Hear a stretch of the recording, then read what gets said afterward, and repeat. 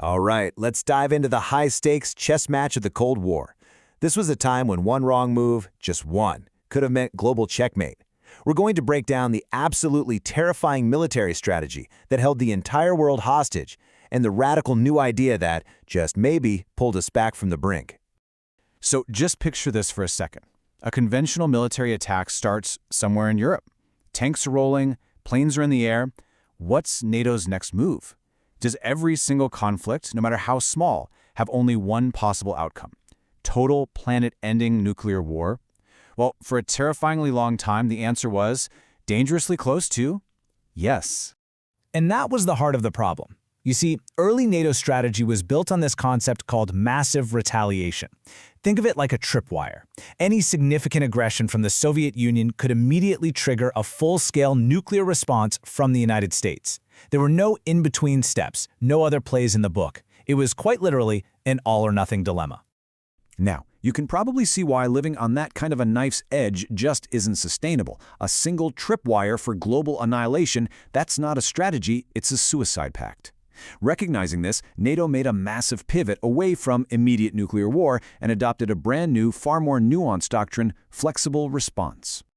So, who was the architect of this monumental change in global security? Well, this new way of thinking was championed by a man who had a front-row seat to just how close the world could come to the edge. Robert McNamara, the U.S. Secretary of Defense under Presidents Kennedy and Johnson. McNamara's entire philosophy can really be summed up in his own words. We must be able to respond appropriately to any level of aggression, and that one word, appropriately, that changes everything. The old all-or-nothing approach was like using a sledgehammer for every single problem, a strategy that basically backed leaders into a corner with no way out except, Armageddon.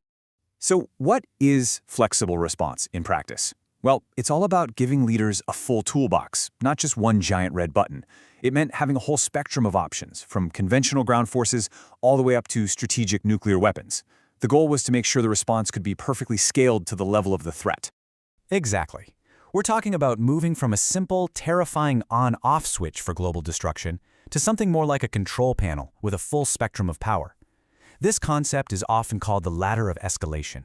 The whole point was to give decision-makers choices, to create some breathing room, and to build off-ramps from a crisis instead of just one giant accelerator pedal pointed at the cliff. So let's look at the rungs on this ladder of response. The first step was what they called direct defense. Meet a conventional attack with conventional forces. Tanks for tanks, soldiers for soldiers, planes for planes. Simple. If that failed, NATO could climb to the second step, deliberate escalation. Now this could involve the limited use of tactical nuclear weapons right there on the battlefield. And only as the absolute final resort, the very top rung of the ladder, would you see a full-scale nuclear retaliation. So, the crucial thing to get here is that flexible response fundamentally changed the entire logic of the Cold War. It pulled the world back from that cliff edge of automatic nuclear annihilation. It gave leaders the ability to actually tailor a defense to the specific attack they were facing. And critically, it created a whole set of both conventional and nuclear options, which actually made the threat of retaliation more credible because it was now more usable. But this leads us to a final and pretty profound question that strategists are still grappling with today. Does having more options, more rungs on the ladder, actually make the world safer by preventing a huge war?